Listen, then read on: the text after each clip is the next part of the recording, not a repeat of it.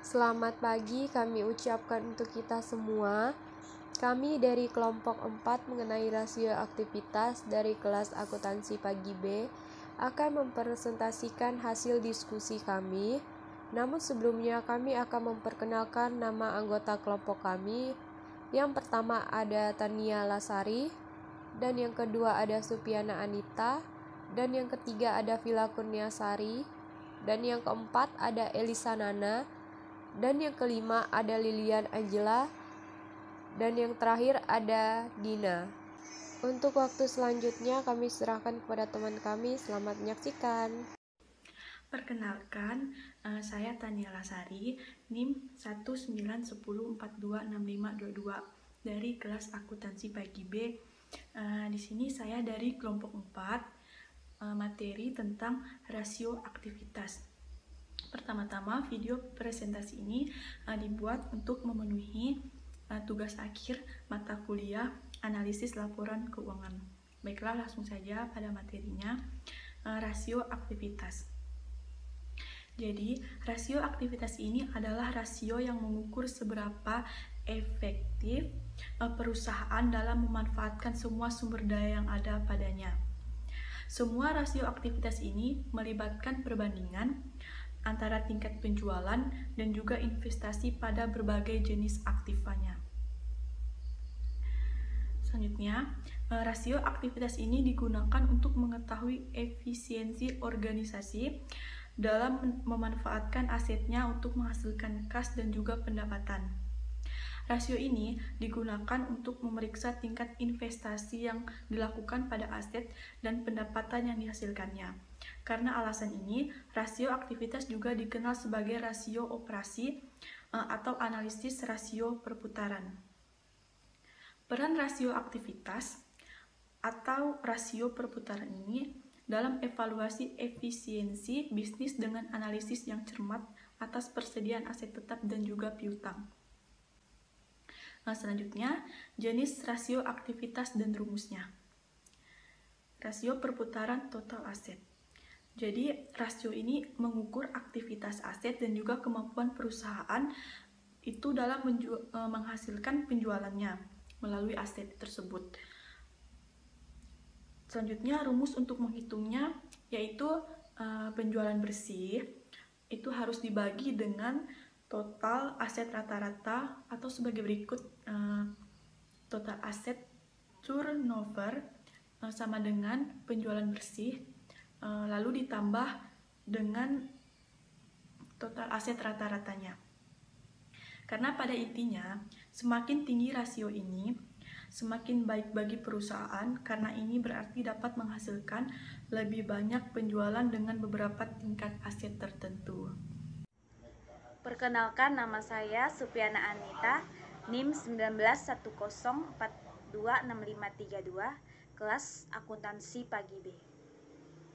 Di sini saya akan menjelaskan mengenai rasio perputaran aset lancar, mirip dengan rasio perputaran persediaan. Perbedaannya adalah rasio perputaran aset lancar mengukur kemampuan perusahaan menghasilkan penjualan dari aset lancarnya, seperti kas, inventaris, piutang, dan lain-lain. Perputaran aset lancar sama dengan penjualan bersih dibagi dengan aset lancar rata-rata. Selanjutnya yaitu ada rasio perputaran modal kerja. Rasio perputaran modal kerja yang juga dihitung saat melakukan analisis likuiditas dan memiliki rumus sebagai berikut. Penjualan menjadi modal kerja sama dengan penjualan dibagi dengan modal kerja rata-rata. Rasio ini mengukur jumlah uang tunai yang dibutuhkan untuk menghasilkan tingkat penjualan tertentu. Selanjutnya yaitu ada rasio perputaran piutang. Untuk mengukur berapa kali piutang dapat diubah oleh perusahaan menjadi uang tunai, kita harus menghitung rasio perputaran piutang. Rasio yang menunjukkan likuiditas piutang dapat dihitung sebagai berikut. Perputaran piutang usaha sama dengan penjualan bersih dibagi dengan rata-rata piutang bersih. Hasil perhitungan dapat disajikan dalam waktu per tahun atau dalam hari. Perkenalkan, nama saya Vila Kurniasari, NIM 1910426531. Baik, saya akan menjelaskan di bagian rasio perputaran hutang, rasio hutang beredar, dan rasio perputaran persediaan. Yang pertama, rasio perputaran hutang adalah rasio lain yang dapat digunakan untuk melakukan analisis aktivitas suatu perusahaan. Berbeda dengan perputaran piutang. Rasio ini mengukur berapa kali per tahun perusahaan membayar hutangnya kepada pemasok atau kreditor, yang dapat dihitung dengan rasio perputaran hutang sama dengan harga pokok penjualan dibagi hutang usaha. Yang kedua, rasio hutang beredar. Untuk mengukur jumlah hari yang rata-rata dibutuhkan oleh perusahaan untuk membayar hutang kepada krediturnya, kita memerlukan rasio hutang beredar dan dapat dilakukan dengan menggunakan rumus sebagai hari hutang sama dengan hutang usaha dibagi dengan rata-rata biaya penjualan harian. Yang ketiga, rasio perputaran persediaan. Rasio ini menunjukkan berapa hari yang biasanya dibutuhkan perusahaan untuk mengubah persediaan menjadi penjualan. Rumus yang dipakai, perputaran persediaan sama dengan harga pokok penjualan dibagi dengan persediaan rata-rata. Rasio perputaran persediaan yang lebih rendah akan menunjukkan bahwa lebih sedikit waktu yang dibutuhkan bagi perusahaan untuk mengubah persediaan menjadi penjualan. Perkenalkan, nama saya Elisa Nana, NIM 1910426538, berasal dari kelas akuntansi pagi B. Saya akan melanjutkan slide yang ke-11 sampai dengan slide yang ke-13. Untuk slide yang ke-11 yaitu mengenai rasio perputaran kas. Efisiensi penggunaan kas perusahaan ditujukan oleh rasio perputaran kas. Ini mengukur berapa kali kas perusahaan telah dibelanjakan selama beberapa periode. Rumus untuk menghitung rasio ini adalah perputaran kas sama dengan penjualan dibagi kas rata-rata dan setara kas. Biasanya nilai rasio yang tinggi ini dianggap lebih baik karena hal ini berarti perusahaan menggunakan kasnya secara efektif dan lebih sering melakukan penyerahan. Untuk slide yang ke-12 yaitu mengenai rasio siklus operasi. Siklus operasi adalah jumlah hari yang dibutuhkan oleh perusahaan untuk mengubah persediaannya menjadi uang tunai. Dengan kata lain, ini adalah periode antara tanggal perolehan barang dan tanggal realisasi kas dari penjualan. Biasanya, siklus operasi bisnis berlangsung kurang dari 1 tahun, namun ada pengecualian. Rumus untuk siklus operasi adalah siklus operasi sama dengan perputaran piutang dalam hari ditambah perputaran persediaan dalam hari. Untuk slide yang ke-13 yaitu mengenai rasio siklus konversi kas. Pengukuran lain dari efisiensi penggunaan modal kerja perusahaan adalah siklus konversi kas. Ini didefinisikan sebagai jumlah hari yang dibutuhkan oleh perusahaan untuk menghasilkan pendapatan dari asetnya.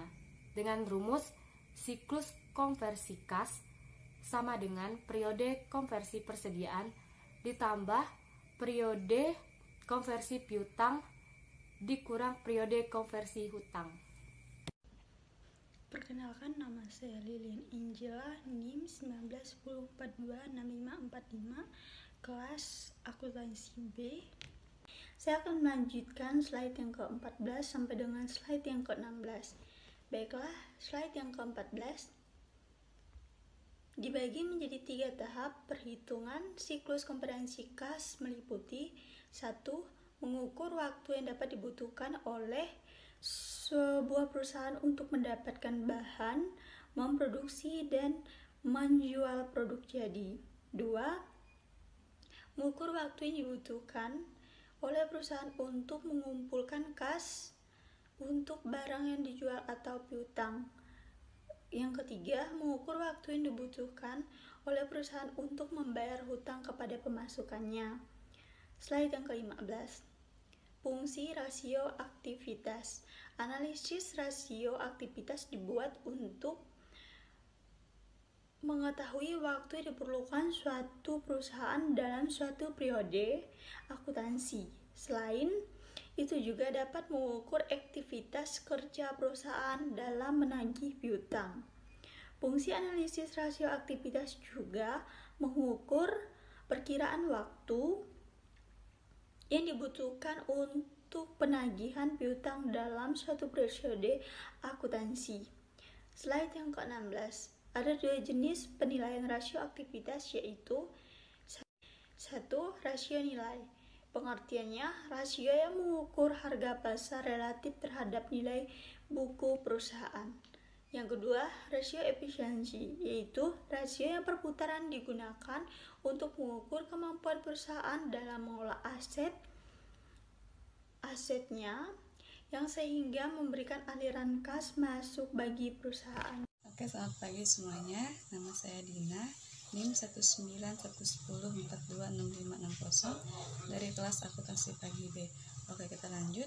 Berikut adalah beberapa manfaat yang dapat diperoleh dari rasio aktivitas, yakni yang pertama, dalam bidang piutang. Perusahaan atau manajemen dapat mengetahui berapa lama piutang mampu ditagih selama periode. Manajemen dapat mengetahui jumlah hari dalam rata-rata penagihan piutang. Yang kedua, dalam bidang sediaan. Manajemen dapat mengetahui hari rata-rata sediaan tersimpan dalam gudang. Hal ini dibandingkan dengan target yang telah ditentukan oleh atau rata-rata industri. Sekian dari kelompok kami ucapkan terima kasih.